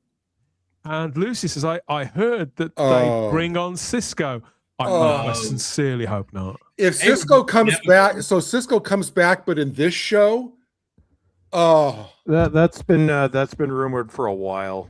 Oh, no. Yeah, but he's retired from acting. He has no interest in having anything to do with Star Trek. I don't know. Alex Kurtzman? Depends on that paycheck. Yeah, this is an investment scheme. It has to be. That's the only rational explanation. No. I think they are so incompetent that it probably does cost them $16 million to make an episode of this shit. Yeah. James adds in the live chat, it's becoming impossible to engage anymore. Look, cocaine isn't cheap. Cocaine is not cheap. That's where a lot of the money goes for this shit. And what I was alluding to before about there being no real continuity from episode to episode, in this episode we get the young cadet who's sitting there right next to the doctor, and he has glasses, just like Holly Hunter, right? Yeah. But in the previous episode, it took him about 5 minutes to generate a working cornea in this scene from in their little heist thing. They get a DNA sample. Yeah. They generate a cornea in 10 minutes. So why are there glasses? Because nothing makes sense. Oh, and Funky, to the best of my knowledge, unless I missed something, Avery Brooks is still alive. Oh, yeah, he's alive. He's alive. He's not that. I think he's in his early 70s. Apparently, according to somebody he's teaching at Rutgers, good for him. But he's not acting. Yeah, I think he's been teaching for quite a time. He's in his late 70s now, isn't he? Yeah. We do have so there's not many people with much positive to say about this in the live chat on YouTube. What a shock. Here. Over on social media, there are some people running heavy defense for this. We've got a couple up on the view screen. Oh no, this is a negative one as well. Okay, so Starfleet Academy already out of the top 10 on Paramount Plus shows. At first, this is we'll go for that one again. I thought it was negative. This is a negative. So Christian Toto from Hollywood in Toto on X says that Starfleet Academy is already out of the top 10 Paramount Plus shows. First, they review Bomb, the greatest show in a generation. Now they're forcing people not to watch it. When will the madness end? But there's a genuine feeling out there from some people that that this is being review bombed. Those reviews over on Rotten Tomatoes that are taking that score down are being done as part of some sort of tactical campaign rather than people who are genuinely not happy with this show. Well, wait, they're this trying to is accept wait, it. this is the greatest show in a generation. This On to this guy, yeah. can we Well- get Christian Toto some help, please? Well, no, you see, Gary. Gary. Well, the point of a good show to these people is how much messaging can you force in? And I'm going to say the same argument I've said about everything over the past decade. No one is stopping Christian, you and the people who think this is the greatest show in a generation to give this show 5 stars. So, no, shut up. You're an idiot. But Gary, there's one thing you're not like taking into account. This is a Hollywood douchebag, so therefore he's lying. Yeah, no, you're right. Lying. You're right. I thought he was being sarcastic. Well, no, most of them believe what they're saying. Like they all believe what they're saying. Oh. There's several Facebook groups full of people saying exactly the same thing. How great this show is, how it's the highlight of their week. If you don't like it, you are an istophobe. All the usual stuff, all out in force, even after 10 long years. Lots and lots of it. We've got this one too. Lil Bud 2012 says, in my opinion, I really love the first 2 episodes. As a Janeway fan, Starfleet Academy hooked me fast. First 20 minutes fast. But she adds at the end, please don't comment if you have nothing nice to say. Okay. So that's another thing I'm Lil finding as Bud. well. Who They're hurt you? screening, they're posting this stuff, and this is across all social media. So they're posting this stuff, screening and filtering the comments that they get back, or reporting people who engage with them. So you think, well, you put this out publicly, you posted this. So realistically, I don't agree with dogpiling anybody or giving somebody a bad afternoon. But then social media's been around for nearly 2 decades now. We know how it works. If you don't want people to potentially disagree with you, why would you put out something like this? Well, the funny thing is, Dan, when I am reviewing a certain British show, which shall remain nameless, my Twitter account turns into somebody come up with the word. Dumpster fire doesn't begin to describe it.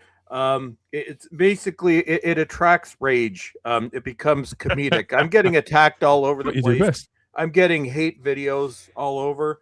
On average, my Star Trek videos are typically at least 2 of them have gotten twice the viewership of my recent Doctor Who videos. But somehow I'm not this show is such a non-issue to anybody outside those who make it and those who are desperate for the clout, all 10 of them. This show is such a non-issue. So few people are actually supporting it that despite getting twice the viewership, in terms of negative comments, I might get 2 of them. Nobody likes this. Like I say something bad about Dr. Nutty or Dr. Nasty, and suddenly I'm the Antichrist and people want me bludgeoned to death. I make videos about this show. I get like maybe 2 negative comments. Of course, Dan, now that I've said that, and I've said it publicly, at some point, people are going to swarm my videos. You're more than welcome to. I haven't read a comment on YouTube in, I don't know when the last time. And feel free to join my X account. It's very lonely. It hasn't been attacked in a while. Send me a bunch of memes. Just troll Bowlestrek. It'll be awesome because I'm feeling lonely. I'm expecting all the hate. Nobody hates me. I can't exist unless like everybody wants me dead. So feel free to come and join the hate. But nobody cares. Chris, there's one honestly, there's one very positive thing about this show is that it could single-handedly it'll be over. No, it could single-handedly result in Skydance not renewing Kurtzman's contract. But see, the problem, Gary, is his contract is. We've been hearing rumors about his contract supposedly being either not extended or just canceled completely since Discovery underperformed 9 years ago. I will believe Kurtzman is out when Kurtzman is finally out, and I have no faith in Skydance because, again, Skydance. I hate to say I told you so, but about a month ago I was pleading and I said, this wasn't official until you hit that publish button. You had plenty of time to get yourselves out of this mess. use it as a tax write-off, which would have been more beneficial to you in every way possible. But instead, you decided, no, we're going to publish this anyway. So I'm like, you know what? Just give Warner to Netflix at this point. I agree completely. We'll try and work something in. So as long as Netflix can work in something where we still have physical media, I'm happy, because I do not want anybody associated with this to be associated with anything else. And Warner has a lot of awesome franchises. And what would happen after we've seen this? What would happen if Skydance ever got a hold of Nightmare on Elm Street, which is owned by New Line, which is owned by Warner? What would they do to poor Freddy Krueger? Use your imagination. It'll be worse than that movie. I've got one more comment, Rabbi, which attracted my attention here. This was on social media again from Luna Luster. Oh, sounds good. I'm seriously considering watching only TV shows and movies from the 90s and just live in the delusion that that's what decade we're in. I already do that. That's a good plan. Lunar Luster, you're a genius. That Lunar Luster, you are awesome, because that is literally what I do. I only watch old stuff, and old stuff is awesome. I just recently watched the first season of DS9 for the first time in 23 years, and I actually no longer hate it now that I'm, old and have been disillusioned with everything. I am willing to say that DS9 is actually the first season is very good, and we'll cover this more when we have time in a future video when this dumpster fire is. But I will say that Deep Space Nine and Breaking Bad are equally probably the two best shows ever made, because they're the only two shows that start off very strong and keep getting better with each episode and each season. But we'll have a DS9-a-thon. Actually, Dan, we got to set that up. Amen. As soon as this catastrophe is done, we have to do a DS9 episode. I would love that, because I've never actually watched much of DS9, because I was at university at the time, and it was, as I've said before, it's one of those series that if you miss an episode, you could be struggling to catch up, and there weren't the repeats at the time. It's the crown jewel of the franchise. Okay, if we're watching one episode, can I nominate duet? Duet. Oh yes, good choice, Rabbi. I can't wait already. That's the light at the end of this 9-10 week tunnel. Episode 5 comes next week. Obviously, that's the halfway point. This episode 4, this is up along with the previous 3 on the Paramount Plus app all over the world. You can stream that whether you're in the UK, America, Canada, Australia, Latin America, all over mainland Europe, even Japan. Everybody gets this. Everybody's got to suffer all at once. Who can save Star Trek past this point? Amelia has logged in. She's on deck and willing, it seems, to do her bit for the Federation. So hello, maybe I'd watch that show. Be lost. After all, we want to know your thoughts. Of course, we do. Let us know in the comments section here on YouTube and Rumble, or at Warp Drive Star Trek at Outlook.com. There's more to come as we continue our ongoing mission. Of course there is, and let us know what else you're watching as well to wash down the latest Star Trek disaster from Alex Kurtzman and Secret Hideout. That is Star Trek Starfleet Academy. A step into your future, they said. Certainly stepped in something, everybody. We've certainly stepped in something, and so have they. Let's have an advert. Let's have another ad. Someone just asked me why I wasn't flying the plane. And you said, I'm not the captain. Anyway, we're on vacation. Can't they tell we're on vacation? Well, why does that look familiar? Because we've been there. I like it better here.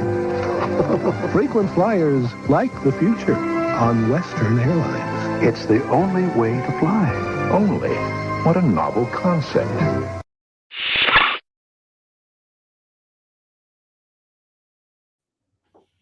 And a toupee.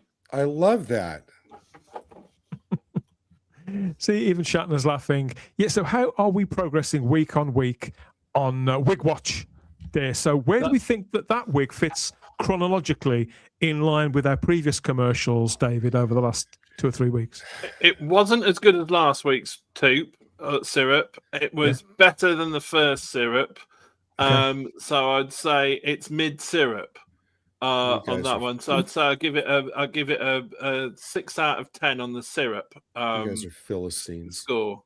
It was very full. It was a very full hairline. I know. I did. Allied carpets. It was sort of like mid shag pile carpet. Quite sort of like early 80s brown living room carpet. I would suggest on the shag pile range of toupee. I'm not sure if Chris agrees with me. Well, but, it's okay. But yes, he made the right decision when he went for the hair transplant in the late 90s, early 2000s, because it gives us some variety. Although how he realized that nobody would clue into the fact that there's no way that the hair that he had on Star Trek, the original series, was the same hair that he had in the movies. It was completely different hair. Suddenly it was curly. His hair wasn't curly. It was strange, wasn't it? Just one of many strange factors about the Star Trek universe. But we're still laughing. That's what counts. We're still pushing on. We're still laughing. And thank you everybody for all the comments there on YouTube. I think we're all helping one another through this show. And we've got lots of ideas about where to go next. So make sure you stick around for all of that. Rabbi, what is the status?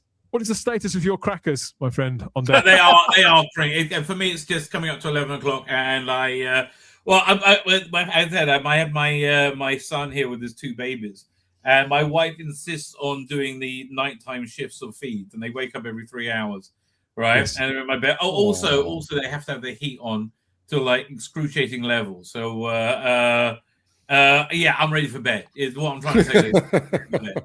Are you left sleeping in your birthday suit? Is it that bad? I'm not sure how that's connected, but no. I'm talking about the heat in the room. No. I would rather, be semi-clothed in sweat than, just let it all wobble out. We're all thankful for that. Yeah, we're all wrapping up. We're all wrapping up at the same time tonight, Rabbi. But you are live streaming, aren't you? So people can. I am live streaming tomorrow. We will be doing a deep dive review of Star Trek, Starfleet Academy, whatever this piece of shit was, and was it A Night of the Seven Kingdoms, which I'm quite enjoying. I have to say, I do like that. It's the Game of Thrones show, isn't it? Yeah, it's not great, but it's not awful. Game of Thrones really works better when it's like with royalty rather than the street level view. But it's not shit. Okay, it's not. I'm really struggling to watch Fallout season 2. I got up to episode 3 or 4, just bored by it. All right, it just bores the hell out of me. Don't know why. Rather you than me is what I can say. I get bored with a lot of those shows. Just as Chris says, like after 1 or 2, I'm pretty much spent with most shows. I like Fallout. I haven't watched season 2. I'm actually going to wait for the 4K to come out because yes, I did buy the first season of Fallout on 4K, and I will be buying the second season of Fallout on 4K because it looks absolutely amazing on 4K. I also like the Fallout games. Chris, can I just point out while you're waiting for it to come out, you could watch it on Amazon Prime. Because I want my first experience to be on glorious 4K, coming from my totally awesome Panasonic UB820, which is the best player I've ever had, and it looks amazing. And I want to say this is awesome, and that to be my first experience of season 2, because that wasn't my first experience of season 1, rather than on a grainy, pixelated mess of messes on Prime with their LGBTXQ commercials every 5 minutes. Oh, and yeah, I guess I should give an update as well. So we've been following the tale of Frank. So as we've known for a while, Satan is very angry at Frank. Frank had previously betrayed all humanity to work with Satan, but it has recently been discovered that Frank is actually, and I said this last week, Frank is actually behind Starfleet Academy. So, Kurtzman, it was Frank all along. And Satan has discovered what Frank did to Star Trek. And Satan was one of us many, that were hoping things were going to get better and they were going to go in a better direction. And Satan was really hoping for a Star Trek Legacy show. But instead, we ended up with Starfleet Academy. And as we can see right here, he has found out that this was Frank's fault. And you can see that Satan looks like he's about to ram his pitchfork up Frank's ass. And Frank is in some deep shit. So at this point, we are not praying for Frank. We are mad at Frank.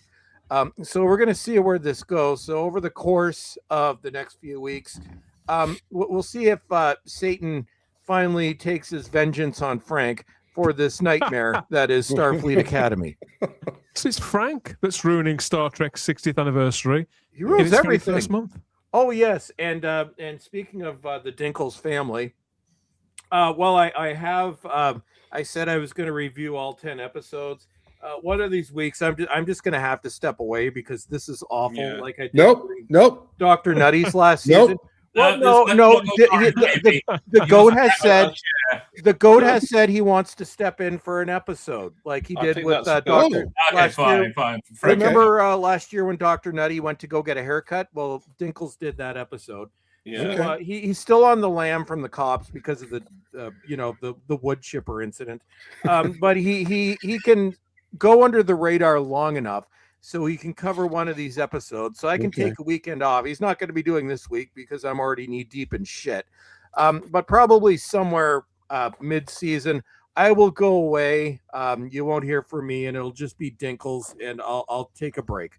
Very and then Dinkles can join us in 10 backward, and we'll make sure there's a drink in whatever goat's drink. Dinkles doesn't stream, dude. He only does pre-recorded. He doesn't like people hitting him with gotcha questions, so he refused. He will never do a stream. Is he in? Would he be all right? Would he need a safe space afterwards, Professor Dinkles, or would he be able to get through it? All right, Chris. Do you think? We all need. He's an angry dude. He recovers from things quickly. Keep in mind there are many warrants out for Dinkles for a premeditated murder. Okay. Yeah. Whoever he grew up with Frank, so he's fine. He'll survive. Yeah. Whether it's Dinkles or you, Chris, we can't wait for the next Bowlestrek video. It's probably going to drop in the next day or so, I would imagine. So, I will be recording the voiceover as soon as we finish here. So pray for my neighbors. And some strepsils. And it'll be my goal, knock on the woods, is to have it up sometime tomorrow, because the two videos that I put out late on a Sunday did very well. The one that I dropped in the middle of the week late on a Wednesday kind of like fell off a cliff and died. So my goal will be to put them out when people are actually going to watch, which is mid-afternoon our time on a Sunday. There you go. If only they'd sort of jiggle Starfleet Academy around to fit your schedule a bit better, Chris. I think that's another thing we can blame them for. Dude, it doesn't matter when I have to do it. It's like 12 hours. It's 12 hours in hell. It doesn't matter when it is. It's just how many times do you watch each episode, Chris? Okay. Briefly, this is what I put myself through over the course of, if I'm lucky, 8, but usually 12 hours. So this is Star Trek, Dr. Nutty, Woke Batman, whatever I've covered. So the hell involves watching the episode. Then it involves watching the episode again while writing my script, which is awful, and that takes hours. Then there's the editing of the script. Then there's the recording of the script. Then there's the editing of the recording of the script, which takes forever. Right. Then there's going through the episode again. So this would be the third, sometimes fourth time going through the episode to get the screen caps. So that's the fourth time I've gone through it again. And then after I'm done, then there's editing the whole thing together. So after I've got my screen caps, then I dump my edited audio file into my editing program, during which time I get to experience the screen caps in the entire episode once again while dropping them in there. Then there's editing it all together. So literally, I am in hell. And for those of you who don't know, this is, aside from like the specials, this was my experience for every Jodie Whittaker episode of the show, which shall not be named. Every episode of Dr. Nutty, every episode of Batwoman, whatever, every episode of this. So I hope you appreciate what you do for me, because I have 9 weekends that are going to suck royal ass, and I'm not even at the halfway point. How the hell are you not on Valium? Chris, as you're already in hell, right? Yeah. If my dog does need some kind of vaginal ointment, right? God. Right. No. Full circle. Could you do that for me then? No. Full circle. break it to him. It's already awful. I mean, that's what I'm saying. Like, what else? Rabbi, having a dog is a responsibility, and it's not always a pleasant responsibility. And sometimes you have very unpleasant things that you have to deal with, but that's part of the joy of owning an animal. So you need to man up and put the cream where it needs to be, because it makes your puppy happy. I can't help but notice that David's head is in his hand yet again. David, they do say that these school days are the best days of your life. I had a great time. At school. Certainly a lot better time than I've had watching Starfleet Academy so far. I am largely I'm on a similar page to you regarding this episode, though. So you're not alone. You're not alone at all. As for what hope I hold for the next 5 or 6, I couldn't possibly. I'm going to have to go round for round with this one and just take each one as I find it, and hope that I'm still sort of relatively human and have some basic cognitive functions left by March the 12th. But thank you for joining me this time, mate. I hope you enjoy the rest of your weekend as well. Pleasure, thank you. Yes, thoroughly enjoyed it. Rabbi's dog's genital issues aside, that I hope she gets well soon, and I don't need further detail. Thank you. Leave me alone. But yes, absolutely lovely. Thank you very much for having me on again. I'm looking forward to next week and the dealing with the tombola of whatever we will get, what we get on the Thursday. Next week, yes, we're back. We're back, believe it or not. Warp Drive, a Star Trek podcast, Gary. We're here for the duration, mate. You've signed up for a full tour of duty as well. So thank you again for coming on. How are you bearing up so far, Gary? I mean, have you become a seasoned expert when it comes to navigating a shit TV now? If I didn't have this weekly therapy session on Saturdays, I'd be like a pile of goo in the corner. I wouldn't be able to process existence after seeing these episodes without talking it through with all of you. There you go. Imagine how Keith would feel as well. Oh, Keith, yeah, Keith has been strangely ignoring my messages about coming back on. Yeah. I'm not taking it personally. But no, I'm sure he will be back. The DS9 episode. Yeah, we'll certainly be back for that. Don't doubt about it. Yes, we are nearly at the halfway mark, everybody. Thank God. You can catch up on earlier editions of Warp Drive, a Star Trek podcast. All 3 of our review seasons are up on the dedicated Warp Drive Star Trek YouTube channel right now. But as for this and that, it's time for us finally to warp out. But we will see you next time out there somewhere, maybe. Bye-bye.